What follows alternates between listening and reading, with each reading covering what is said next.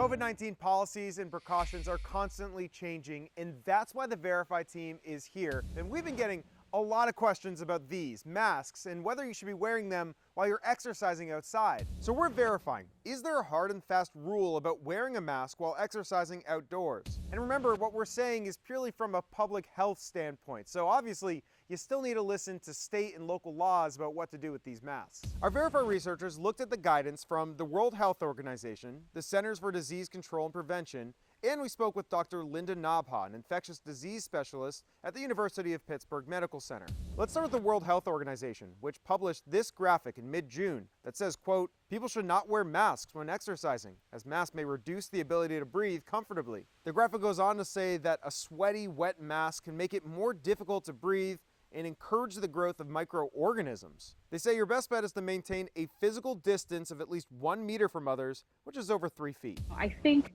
it really depends on where you are. Dr. Nabha helped put this WHO guidance in perspective and says for her it's case by case. For example, somebody who's running in a rural area is going to be a lot different from somebody else who's walking in a busy, crowded destination spot in the city. If you're briskly walking along the Potomac River, for example, in Washington, D.C., where plenty of people are out walking, that's a particular situation where I think a mask would certainly be warranted, especially if you're not doing heavy exercise. Meanwhile, the CDC doesn't specifically address the issue, but has issued this guidance. People who are engaged in high-intensity activities like running may not be able to wear a cloth face covering if it causes difficulty breathing. If unable to wear a cloth face covering, consider conducting the activity in a location with greater ventilation and air exchange. For instance, outdoors versus indoors, and where it is possible to maintain physical distance from others. So we can verify there's just no hard and fast rule here for outdoor exercising. It's all case by case. With your Verify,